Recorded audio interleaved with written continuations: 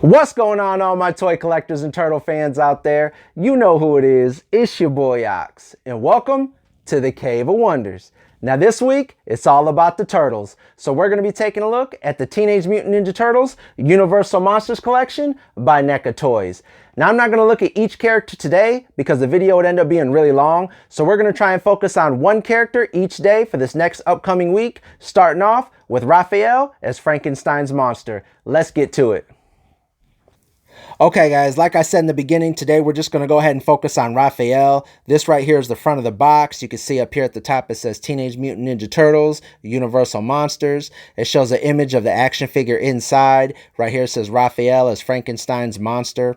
Now I've already measured this box out for you guys. It's 6.5 inches long by 9 inches tall by 3.5 inches in depth. So that's how much shelf space you're going to need if you're going to be displaying this in the box, either on a shelf or on a hook, okay guys? Now this right here is the side of the box. It just is the same thing on the front. And right here on the back, it's pretty cool because it reminds you of like one of those old Monsters posters. You know, it says, "It's alive, Frankenstein's monster." You know, he's been shell-shocked. Right here it says, "Beware of his shocking size. Warning, the monster is loose. Pure terror from the sewer." So it's pretty cool. This is the actual action figure. They just took pictures of it and just shows you different poses and stuff that you could put them in. Right here on the side, it shows the other turtles as Universal Monsters. You can see Michelangelo as the Mummy, Leonardo as the Hunchback, and then this right here is April as Bride of Frankenstein. They just didn't end up releasing an image until they wanted to release the character to public and let you know who it was. And then if you guys open up the front right here, you can see the character in the box right there. You can see all his weapons and accessories that he comes with. And then you can see a really cool little posed picture of Raphael right there. So now let's go ahead and pop him out of the box. All right, guys? Okay, now here's Raph as Frankenstein out of the box. I know what you guys are going to say in the comments. That's not Frankenstein. The doctor's name is Frankenstein. But for this review, I'm just going to call him Frankenstein. Okay, guys? Now this right here is Frankenstein Raph. As you can see, he comes with 4 extra hands, 2 fisted hands and 2 gripping hands, plus the hands that he comes with. And then he has 2 sides right here, 2 weapons.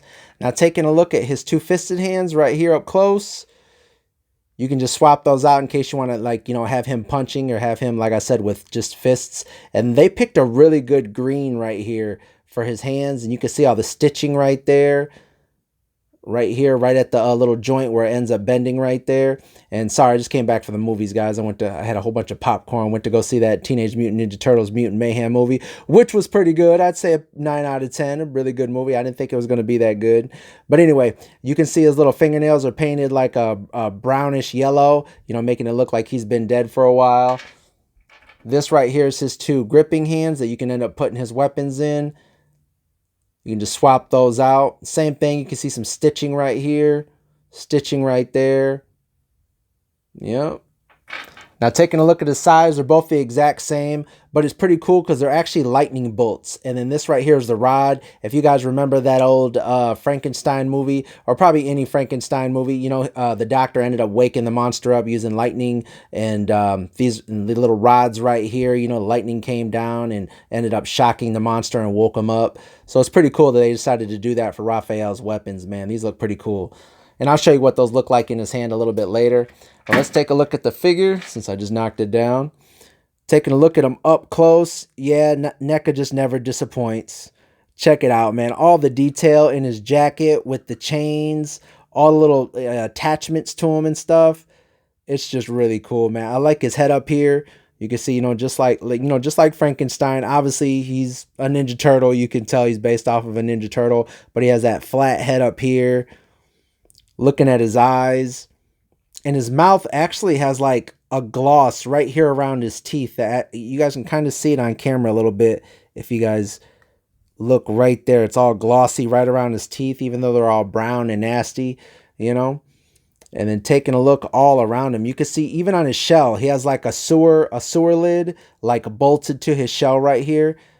That's pretty cool, man. Then like he has this little like handle right here that's drilled into his shell as well, that the chain is looped through right there, like he was hooked to a, you know, hooked to a wall or something like that. That way he didn't get away. And then he has this little what is it, a meter right here. I'm not really sure what that is. I'm just gonna guess that maybe it's for like his anger level or something, you know, like whenever he gets angry, maybe the temperature rises up or something like that.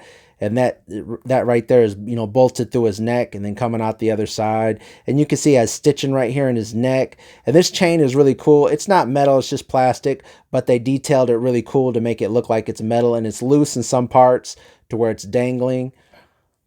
Taking a look right here, you can see all that different stitching in his legs and everything like that. Like the, you know, like the doctor ended up just completely making him out of different parts. He has little bolts right here in his ankles.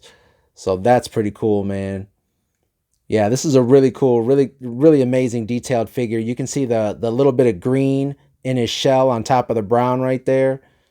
Yeah, really cool texture in the jacket and everything too. And I'm not really sure what that is. Maybe like some kind of voice communicator or turtle communicator or something like that, or some kind of cell phone or something right there embedded in his shell on his chest.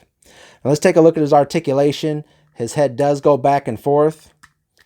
This little tubing right here that's from the shell that's hooked into there, it doesn't affect anything. You can actually move his head up just a little bit, not a whole lot, and then push it down. Like I said, it won't go up and down too much, but it does go all the way around if you guys need it to. You just got to lift up the back of his bandana right there.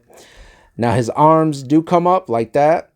Not too far, but they do rotate up and down. He does have bicep swivel right here at the elbow, basically. So it's kind of confusing because instead of him having bicep swivel right here, he has it right here at the elbow, so it does rotate around.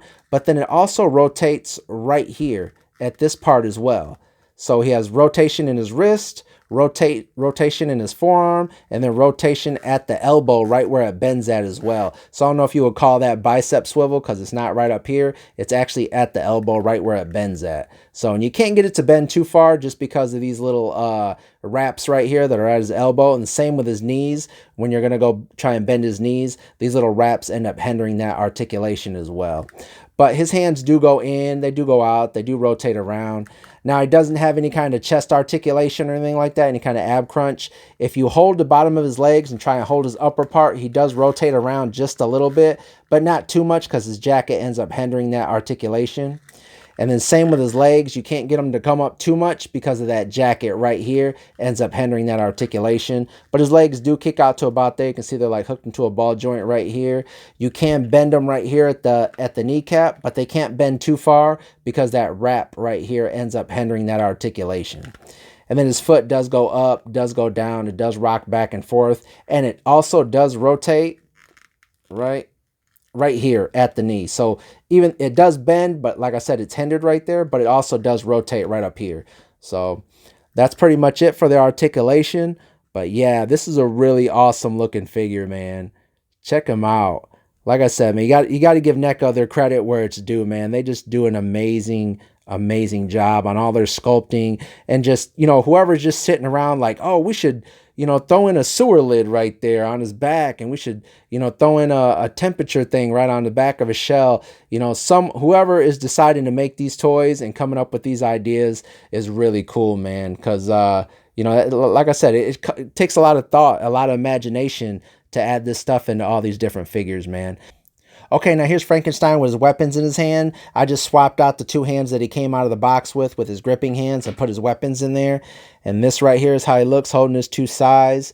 Now he's a pretty thick, a pretty wide figure. I measured him out. He's 7 inches tall, but you don't have to worry about him being too top heavy because his feet are actually really thick, so they can hold his weight, you know, and balance him really well. So you don't have to worry about him just falling over real easy.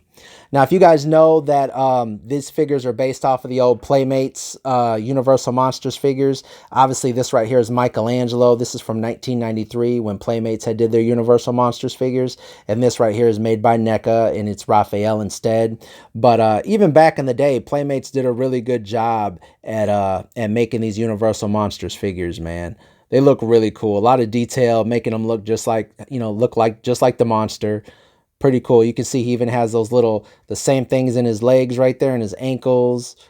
So all the little stitching. Obviously, Neca is going to do a lot more detail because these are meant to look more realer compared to these. They're meant to look like a cartoon. So Yeah, pretty cool, man. But that right there is what it's based off of. I hope you guys enjoyed this review. Make sure you guys like and subscribe. Let me know down in the comments if you guys were buying these or if you guys didn't even know these existed, because these are some really great toys. Neca never disappoints, guys. Make sure you guys stay tuned, because tomorrow we're going to be taking a look at Michelangelo as the Mummy. All right, guys, stay cool.